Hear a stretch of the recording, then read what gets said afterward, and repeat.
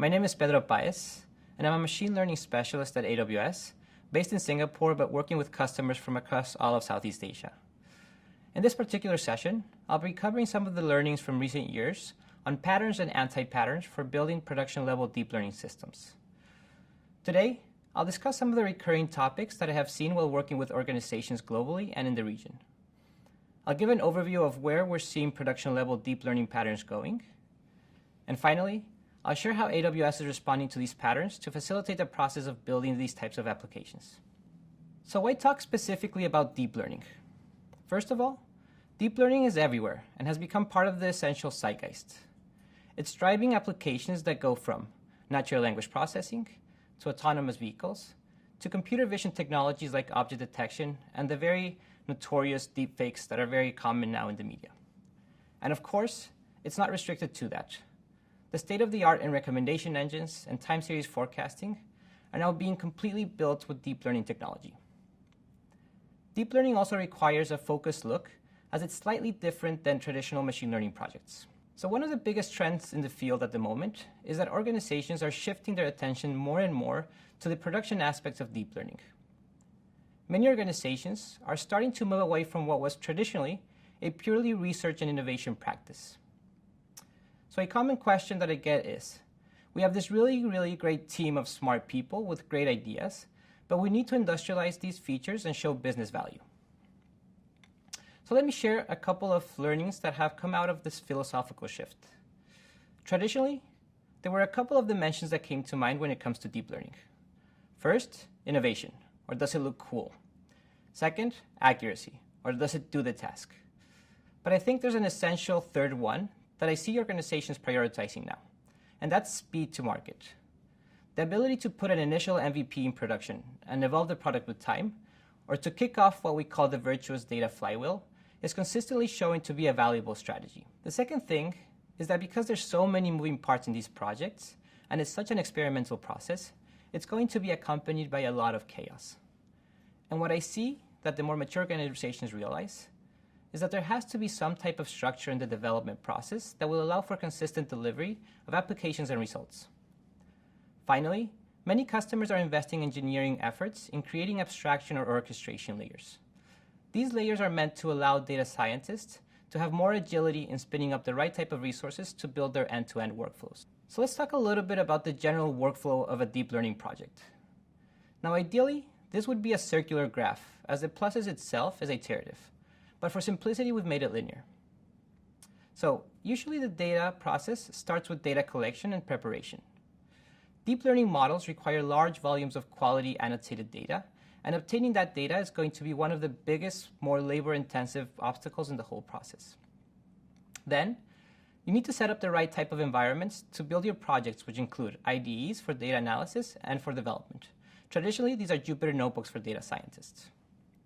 Then, especially for deep learning, we'll need to provide a special type of computational resource to train and tune these models. That's where the famous GPUs come in. This will require multiple iterations of experiments to find the right solution. And finally, one of the stages where many projects get abandoned is when it comes to putting these models in production. Typically, deploying a model will mean different things for different people, whether it be deploying on the edge, doing batch inference at scale, or typically real-time endpoints that serve those models. So let's see how data scientists have traditionally tackled this process.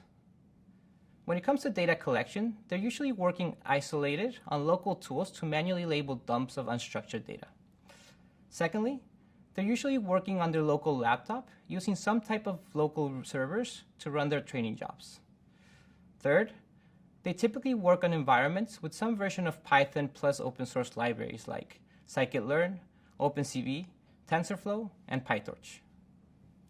And finally, there's been this very clear distinction between a data engineer or an implementation engineer and a researcher or data scientist. So what are the problems that we see with that setup? This process of preparing and labeling data, for example, because it's so manual and isolated, doesn't scale very well. It's an issue to label and consolidate thousands to millions of data points, and that's exactly the orders of magnitudes that we see in deep learning projects. Second, due to computational requirements of deep learning algorithms, These local setups eventually hit resource limits or require massive investments in resource management and infrastructure. In fact, as the discipline evolves, models have become more and more complex. Just take the latest with the likes of BERT, semantic segmentation, and GANs.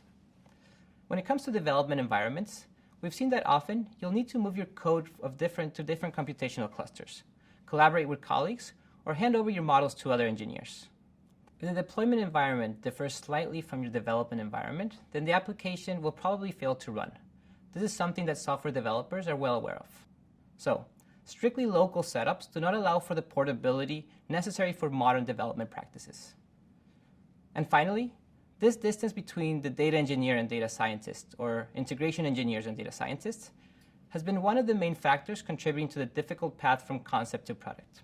And one of the big insights that really come out of this is that even though the development of the machine learning or the deep learning model is going to be very important, it will be the spark or the brains of an application, it will also be only a small part of the overall project.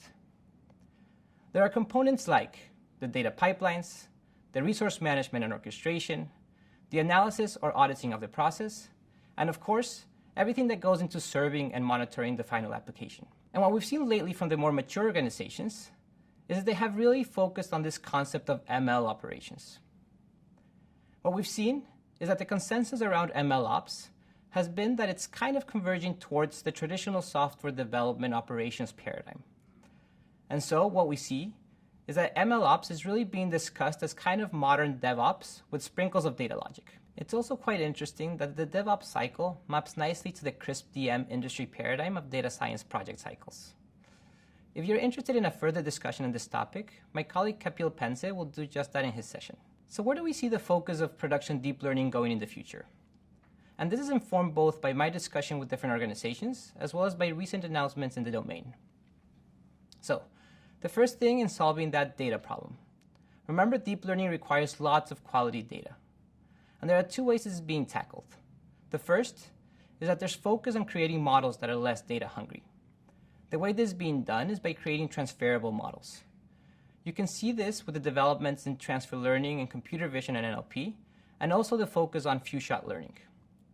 The second thing is the development of tools to collect and label data. Another focus moving forward is that deep learning frameworks are becoming much more developer-friendly. So, a lot of the frameworks are working hard to create a higher level of abstraction of what traditionally was a messy mathematical process of building these algorithms. All of the math is being abstracted and offered as kind of higher level APIs that are much easier to build on top of. And good examples of this are the way TensorFlow 2.0 and Keras is being rolled out, the PyTorch and FastAI abstractions, and also MXNet with the Gluon libraries. Third, because deep learning development is becoming very close to the traditional software development process, and because in modern development patterns, microservices have become kind of a key central paradigm, now deep learning applications are fully adapting that as well.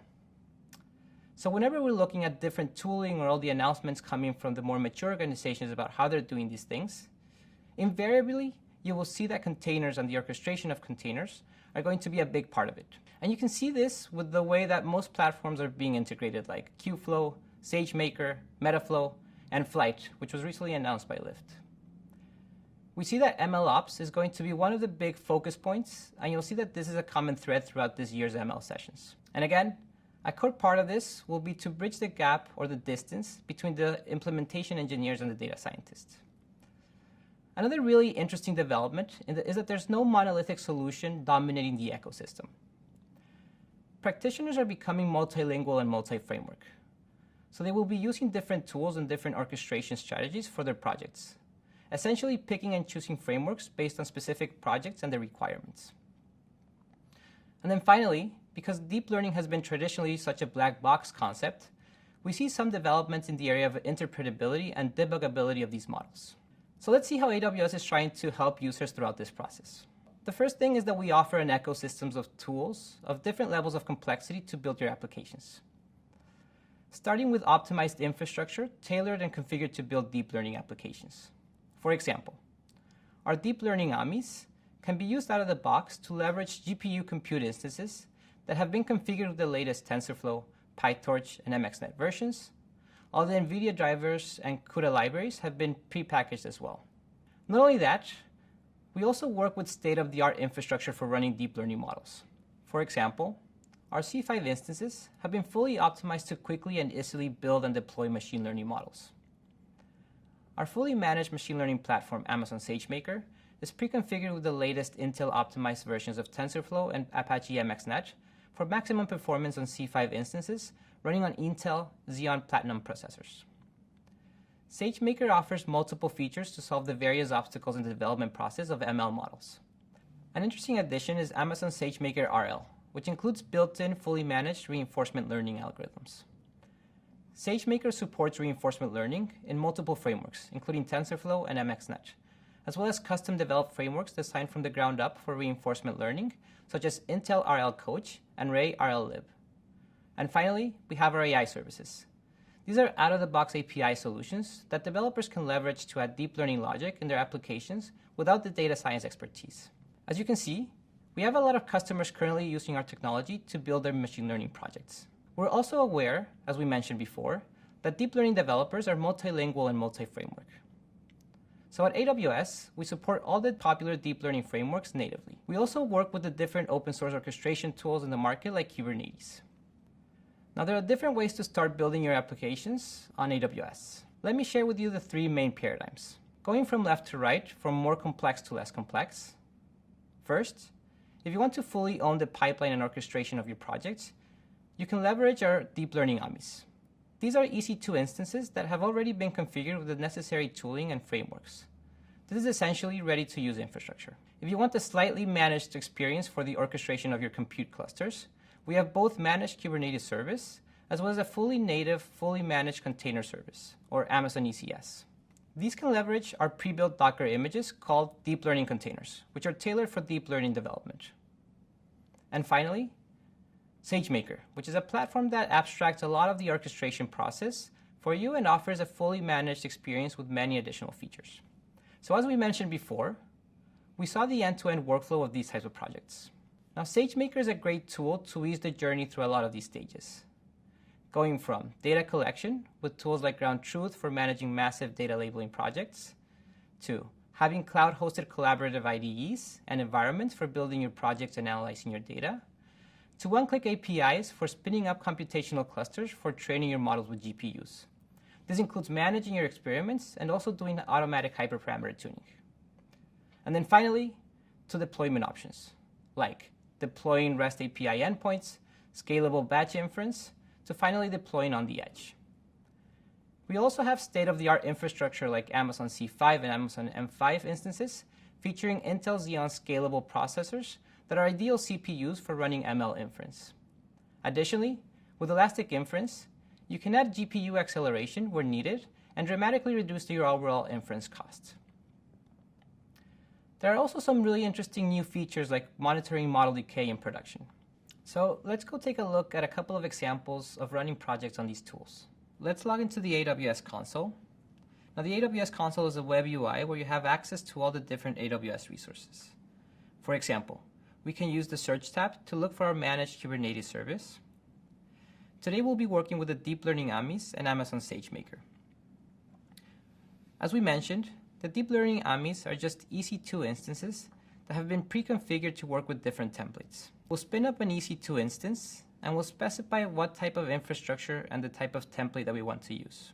So we can look through the Deep Learning catalog, and we'll see we have lots of different options. For example, we have an Ubuntu Deep Learning AMI is already configured with MXNet 1.6, TensorFlow 2, and NVIDIA CUDA drivers. We have additional AMIs to choose from, but today we'll be using an Amazon Linux template with configured deep learning frameworks. In terms of infrastructure, we want to use GPU instances because we'll be running some heavy deep learning code. We use P3s, which are instances that use NVIDIA Tesla V100s as their GPU backbone. In this case, we'll be SSHing into our instance from the terminal later on. So it takes a little while to spin up. But right now what's happening is that Amazon is provisioning the infrastructure that we just requested. We'll be using the material from this repository to run our code. and we'll be running a BERT model, which is a state-of-the-art NLP architecture. We'll be using the MXNet framework, and particularly the Gluon library that has some really interesting implementations of BERTs and transformers. As you can see, we'll define a BERT classifier plus some additional code to get our data and train and evaluate our model. We'll be running this code both from the Deep Learning AMI as well as from SageMaker, so we can see the difference between the two approaches. So let's try to SSH into our own instance. We can see now the instance is running. What I'm going to do is just give the necessary credentials. Once I've given the credentials, we'll have access to our remote instance. Here, we have the public DNS for the instance that we're going to be using to access. Apparently, it's not ready yet, so let's try this again.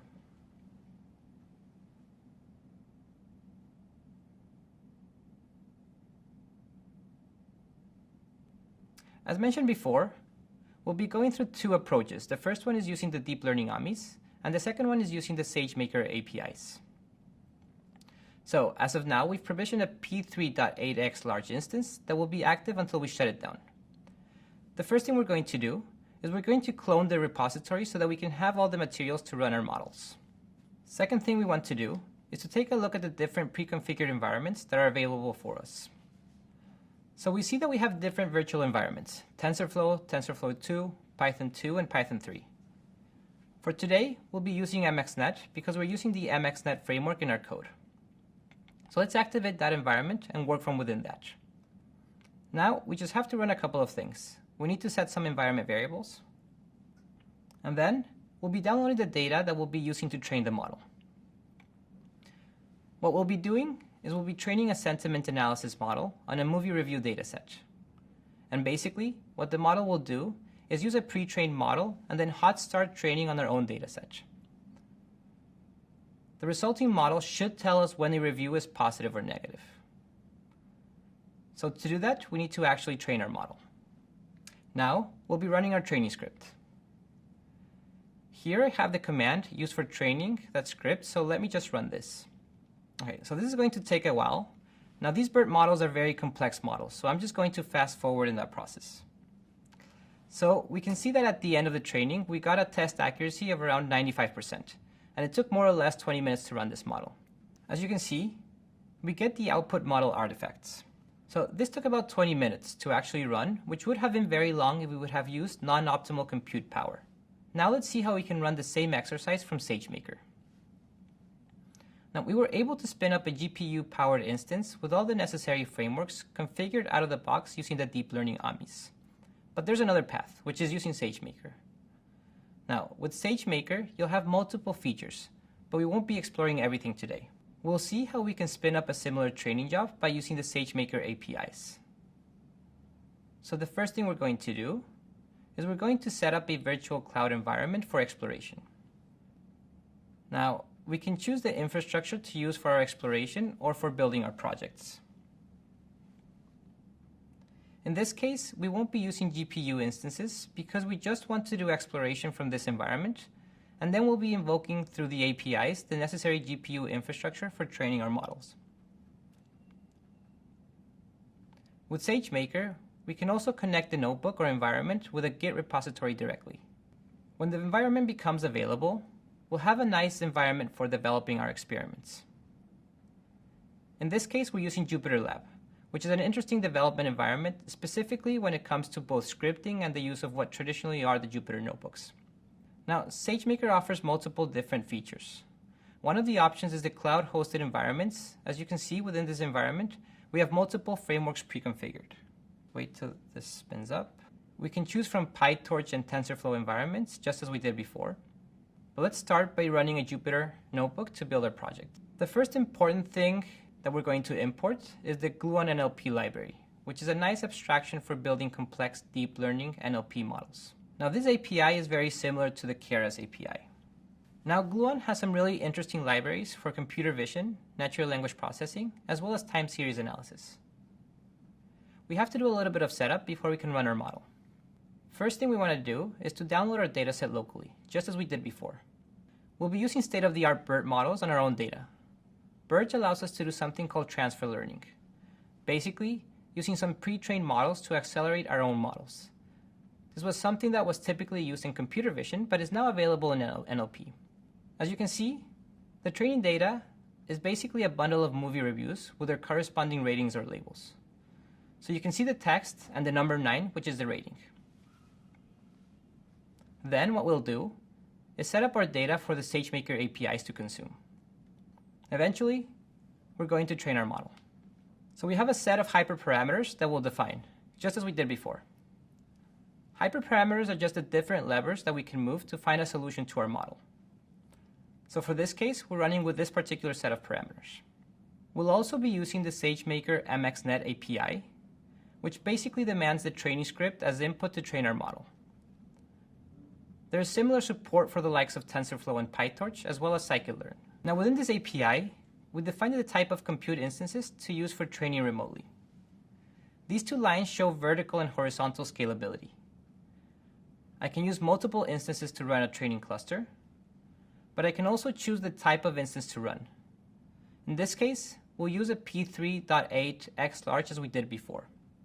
With this API call, SageMaker will manage the provisioning of a cluster of compute instances to train our model remotely, separate from our current environment. So let's fast forward as we did before, and we can see that we reached 94% accuracy for this model. It took about 30 minutes to provision and run the training job. And once the training job is done, SageMaker terminates the cluster, unlike with the deep learning omnis, where we had to manage the infrastructure. Now we have a similar API for deploying our model as a REST API endpoint. All we have to do is define the type of infrastructure we want to use. So once this is done running, in theory, we have a REST API live endpoint hosting our model available for us. We can invoke that REST API through an HTTP request. As you can see, the model is actually working pretty well. The review says that the movie is terrible, and our model is saying that there is a very low probability that this is a positive review. Now let's try a positive review. I'm going to write in the lead of the film, the always amazing Charlotte Courdeau, which is my wife's name, was both mesmerizing and beautiful.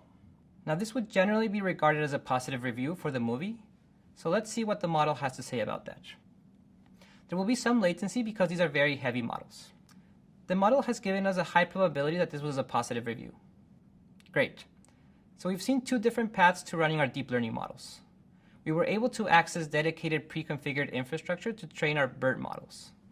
We've also used SageMaker APIs to both train and deploy our models remotely. Thank you for joining us. I hope you enjoyed this session. My name is Pedro Paez, and I wish you the best on your journeys building deep learning applications on AWS.